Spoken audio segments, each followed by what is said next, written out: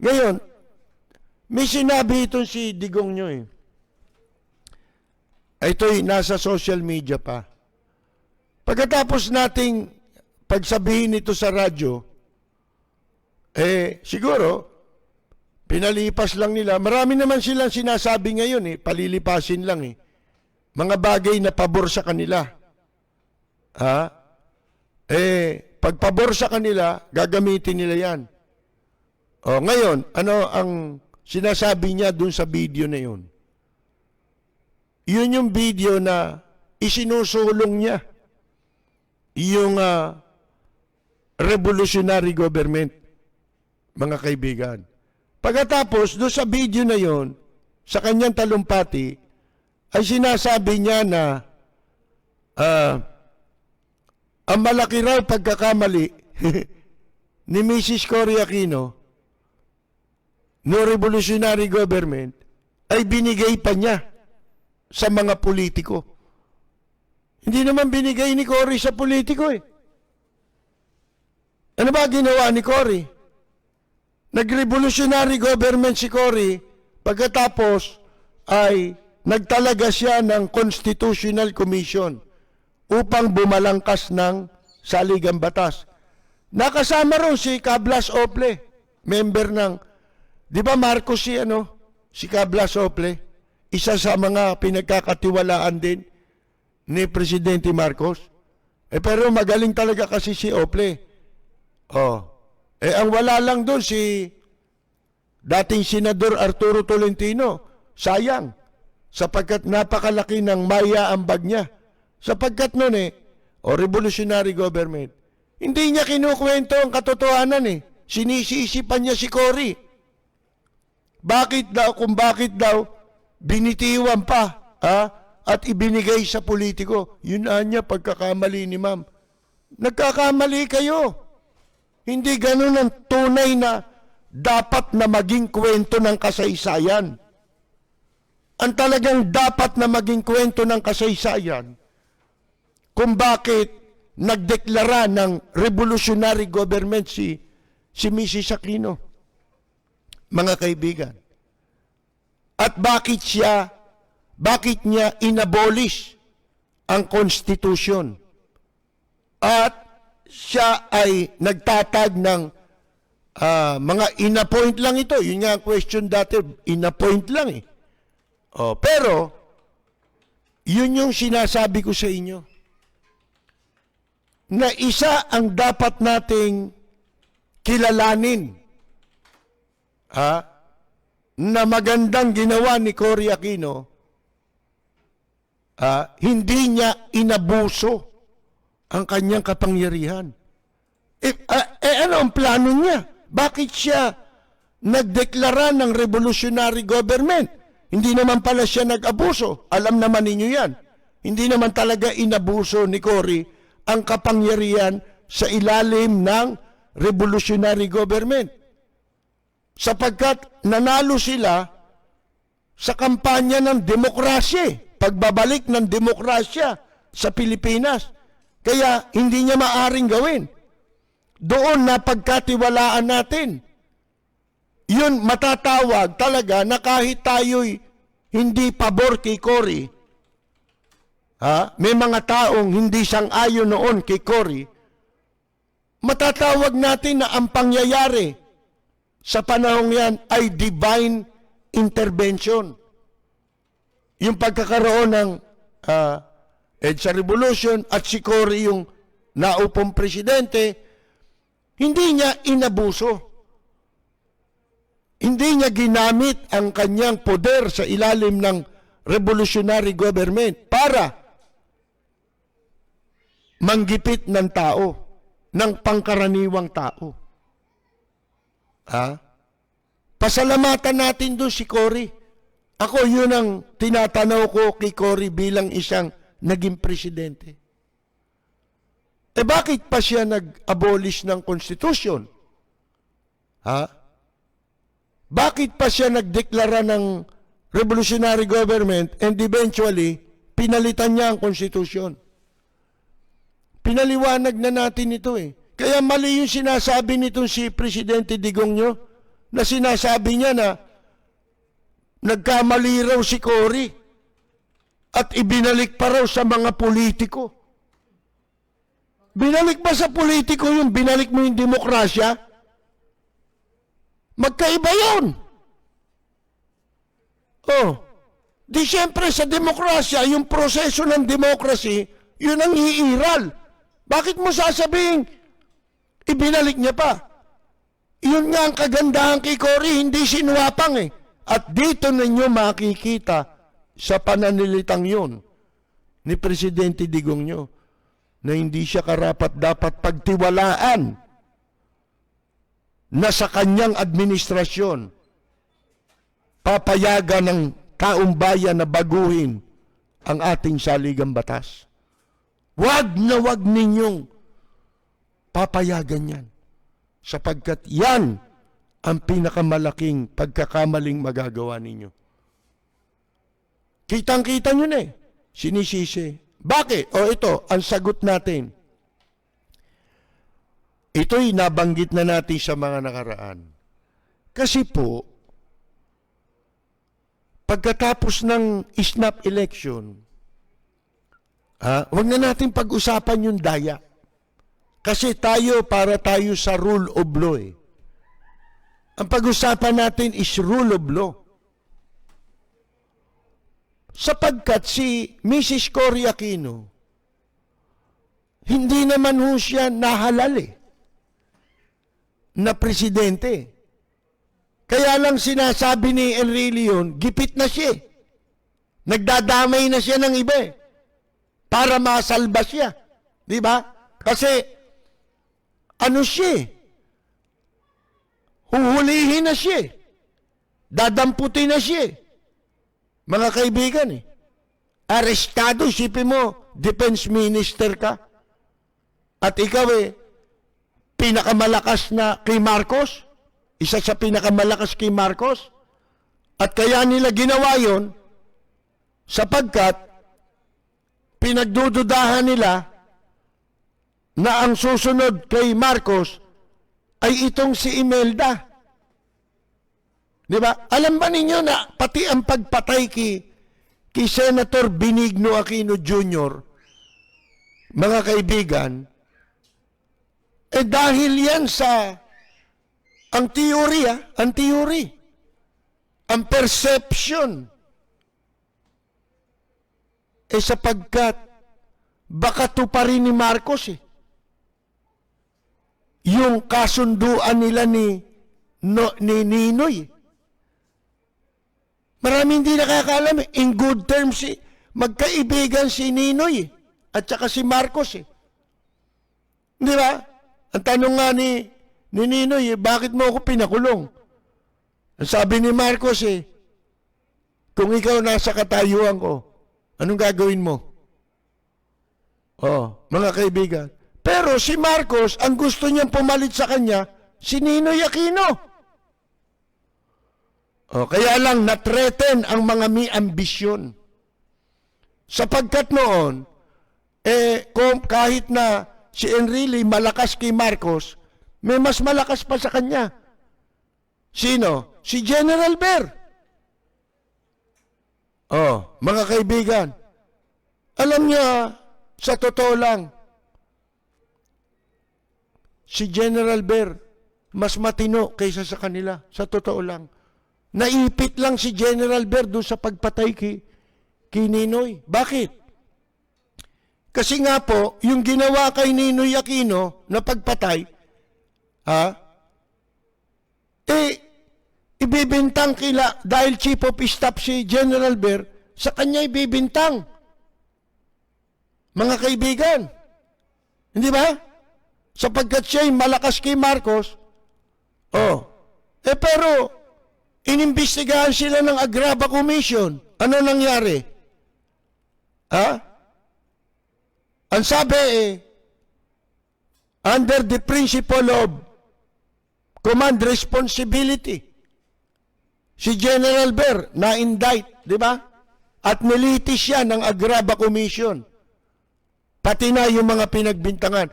Kung talagang ang principle at chain of command Bakit walang nagtanong?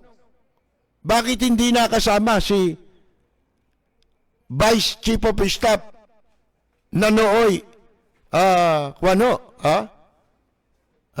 concurrent chief ng PCINP, si General Ramos. Bakit pagdating kay General Ramos, tumalon kay General Bercagad? Mga kaibigan, lahat ng mga sinangkot doon, yung mga mother unit ng mga sundalong kinulong, di ba? In-indict lahat yun. Pero bukod tanging si General Ramos hindi kasali. Hindi totoo, di ba? Ngayon, mga kaibigan, bakit ginawa ni Cory na mag-revolutionary government? Sapagkat alam nila na eventually maku-question ang legitimacy ng presidency ni Mrs. Cory Aquino kung hindi nila papalitan ang saligang batas. Walang tutuntungang konstitusyon ang presidency ni Mrs. Cory Aquino, mga kaibigan. At pasalamat natin, nung siya'y mag-revolutionary government, ang purpose lang nila ay baguhin ang konstitusyon para magkaroon ng total legitimacy ang administration ang presidency ni Mrs. Cory Aquino. Bakit? Sapagkat sa proseso ng konstitusyon, nung ganapin ang presidential snap election, nasa ilalim tayo noon ng 1978 Constitution. Sa madalit salita, lahat ng prosesong ginawa, lahat ng nangyaring proseso ng eleksyon under the 1978 Constitution, ang legal na presidente si Marcos. Si Marcos ang ipinroklama ng batasang pambansa na nanalong presidente. Proseso yun. Mga kaibigan, si Mrs. Cory Aquino, hindi. Siya po ay naluklok sa poder ng kapangyarihan dahil sa people power. At dahil people power yun, pwedeng agawin din kay Mrs. Aquino ang kapangyarihan. At kaya niya idiniklara ang revolutionary government another issue. Wala silang taong nakaupo. Lahat yun from national hanggang sa pinakamaliit na local official, puro naging official yun under Marcos at karamihan doon matatagal nang nakaupo. Kamukha ngayon, ang gusto nila, patagalin na naman sila sa pwesto. Hindi ba? Dahil dyan sa pinaplano nilang palitan daw yung saligang batas. Siyempre, lahat ng opisyal sa pamahalaan na elected, gusto nila yon para ma-extend ang kanilang term. At pag nabago ang saligang batas, ang pinaka-posibilidad ay baguhin na matanggal na ang term limit. Hindi katulad ngayon hanggang 3 beses lang pag local official ka. Hanggang 3 beses kailangan magpahinga ka ng 1 term para ka makabalik ulit. Paano kung maupo na yung kalaban mo? Hindi ka na makakabalik. Di ba? Mahirap ka na makabalik. Lalo na kung yung makakalaban mo o kaya yung tatakbo pagkatapos ng 3 termino mo, tatakbo na mahahalal. Habang nagpapahinga ka, habang disqualified ka pang tumakbo, mas magaling sa'yo. At yung pumalit sa'yo, katulad sa Pasig, nakita ninyo ngayon, Napakawalang niya, di ba, nung pinalitan ni Vico Soto, di ba? Ang habang panahon niya, naupo yan kay Cory, si Eusebio, mag-ama. Hindi na naalis sa pwesto. Palitan sila. Mga kaibigan. Oh, ayan. Naupo na si Vico. Makakabalik pa ba yung mga yan? Hindi na makakabalik yan. Lalo na si Vico Soto, magaling na mayor. May nabasa ako pinadala sa atin ng isa nating kakilala tungkol sa kaibahan ng intelligence at ng wisdom. Ang laki pala ng pagkakaiba niyan, mga kaibigan.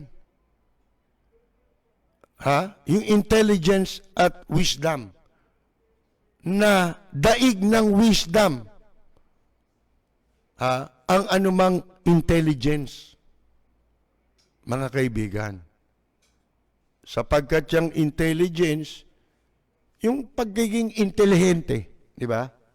Ano yan minsan, dahil articulate ka, akala mo, pag tinignan ka, maganda sinasabi mo Tama sa pandinig. Pero eventually, marirealize mo, mali pala yun. Pero nung that time na pinakinggan mo, very intelligent ang mga sinasabi niya ng isang tao. Pero ang wisdom, iba po yan. Ang karunungan o wisdom, mapatutunayan mong nakahihigit yan. Yan ang tunay na karunungan. Base yan sa katotohanan. Mga kaibigan. Hindi sa, nakaisip. Dito marami nagpapanggap na intelligent, di ba? Mga kaibigan. Yan, yung mga umiisip dyan sa LTO ng katarantaduhan. Intelligent yan. Sipin mo, pati katarantaduhan, pwede mong tawaging intelligence Hindi ba? Yung pag-isip ng katarantaduhan, magaling mag-isip ito. Kawalang yan nga lang ang naiisip. Kaya mali si Digong nyo Sinasabi niya, binitawan ni Cory. Bakit mali? Nagkamali si Cory. Bakit binalik pa sa politiko? Hindi. Mali ka ron. Kasi, yun ang nagpapatunay na hindi siya masamang tao. Although may depekto naman lahat Di ba? Pero wag mong palitawing mali siya dahil hindi siya naging swapang. Masama yan. Kasi pag sinabi mong mali yan, mamumulat sa tao na mali pala yung maging hindi ka swapang. Isa palang pagkakamali yun. I beg to disagree. Di ba? Mga kaibigan, isipin ninyo, ano raw, masaya raw sila sa kandungan ni Presidente Digong nyo. Magagawa niyo yan. Pero darating ang sandali, malalaman ng tao yan. Alin? Nakakaawa nga yung mga mabababang sundalo Walang magawa sa inyo Kasi kayo yung nagpapatupad.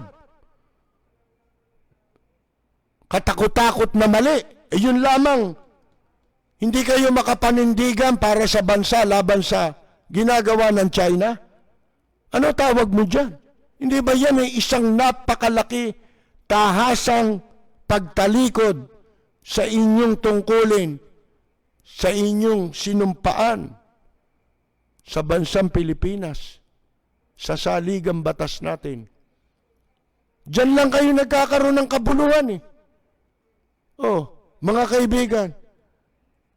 Ano sasabihin nyo hindi mangyayari yan? Talagang hindi mangyayari yan sapagkat hindi kayo nakakasiguro na meron kayong civilian support. Tandaan niyo yan. ano man ang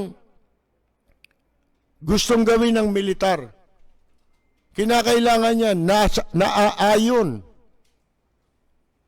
sa kalooban ng mamamayang Pilipino. Dahil kapag hindi, ganun mangyayari sa inyo, mabubuko kayo. Mabuti na lang, may cardinal sin nun na pinakinggan ng taong bayan. Eh paano kung wala? Kung hindi nanawagan si Cardinal Sin, di kudeta yun. Ang kudeta, nagiging legal lang yan pag nanalo ka. Tandaan ninyo yan. Pag natalo kayo, kaya nga natin to bino-brought up Bakit? Para alam ninyo na baka sakali gawin nila rito yan Ang mangyayari dito, dahil sila na nagsasabi, maligaya sila. Kay Presidente Digong nyo. Hindi baling ang taong bayan ay nagdurusa. Mga kaibigan, sila masarap ang buhay nila. Lahat nakukuha nila. Di ba? Kaya nga, pinulbos nila yung yung Marawi para magkaroon ng hanap buhay ang militar Yung kudeta alin, matagal ng bayad na yan, kumita na yan. Kudeta. Nakita ninyo lahat na nagkudeta, napwesto? Nung ba napwesto, naging matino ba lahat ba ng pinaglaban nila Na isa katuparan nila nung nasa pwesto na sila? Hindi. Hanap buhay ang ginagawa niya. Alin, yung kay Gloria ang mga kudeta. Pag naghatag ng pondo si Gloria, tigil ang kudeta.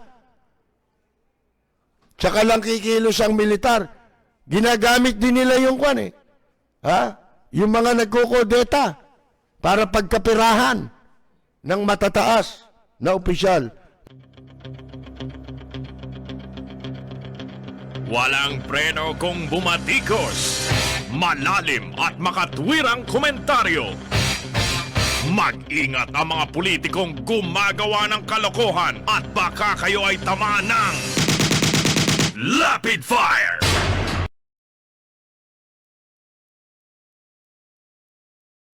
Tayo, sabi ko sa inyo nagrarally din tayo noon labang kay Mrs. Cory Aquino. Pero kung ano yung tama, yun ang tama. Hindi natin pwedeng kinokontra natin ng isang administrasyon o nakaupo sa administrasyon. Dahil sa, ang gusto lang natin banata natin sila, galit tayo sa kanila, ba hindi? Kung tutuusin ninyo sino bang tanga lang ang magsasabi sa inyo, na ayaw niyang magtagumpay ang isang administrasyon? Siyempre tayo matured na tayo ayaw na natin yung mabibigo pa ang ating bansa, di ba? Kita ninyo yung Myanmar, bumuti ba kalagayan nila sa militar? Hindi. Kaya tinatakot tayo puro militar. Di kung gusto nyo, di magdeklara na lang kayo, di ba? Para magkaalaman. Para malaman ng tao, malaman na natin kung talagang ang mga tao rito duwag na. Talagang hindi na kayang magtanggol sa bansa niya. Bumuti ba lagay ng Myanmar sa napakahabang panahon ng mahigit 40 taon yata? Militar sila. Mga kaibigan, bumuti ba? Hindi. Nakita nyo para mga asong gutom. Pagka nabigyan ng pwesto ngayon, sigurado magpapayaman. Mga kaibigan, yung bakuna gagawin 3,000, mahigit. 6 na raan ng presyo, papatungan ng 3,000. Sa kayo nakakita sabi ko sa inyo, dito walang transaksyon dito. Paano tayo magtatagumpay?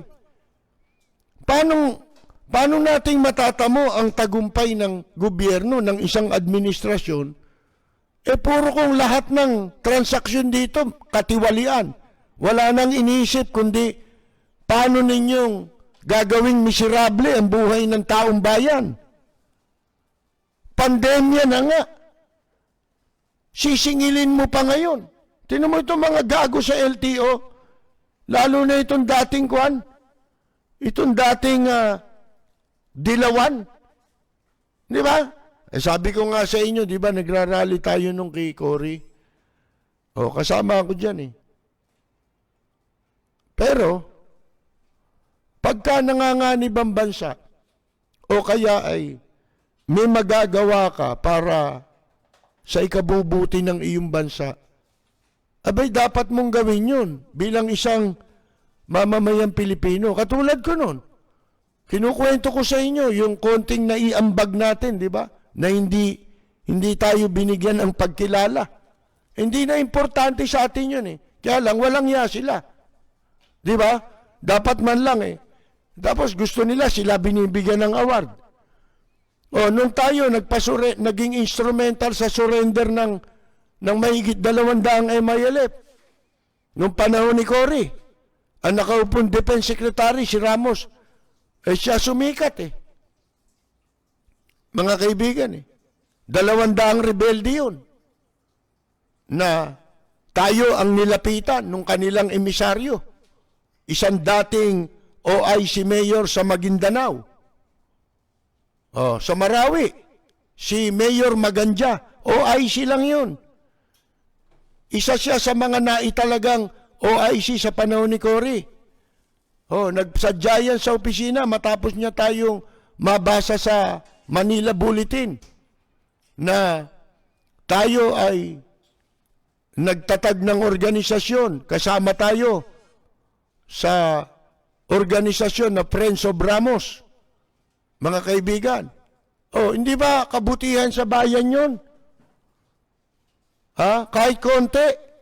Wala naman tayo napalarong kahit 5 duleng.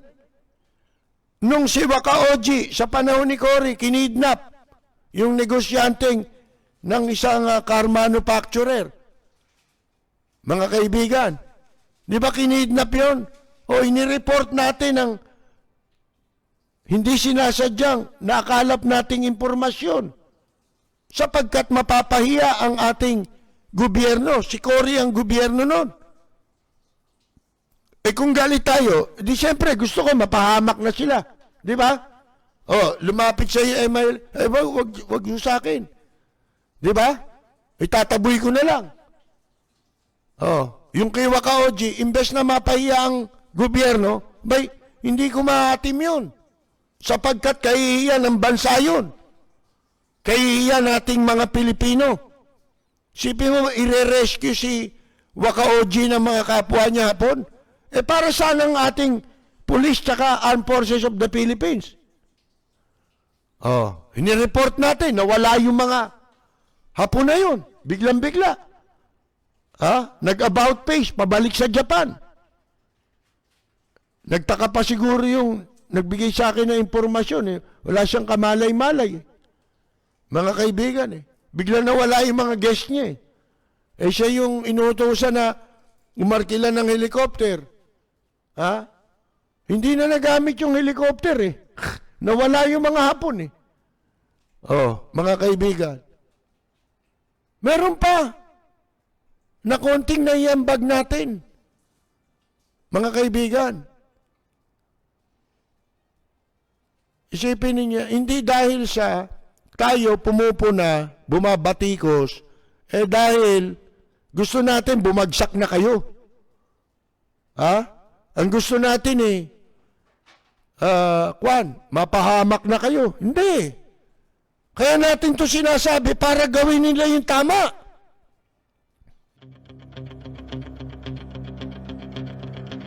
Walang preno kung bumatikos.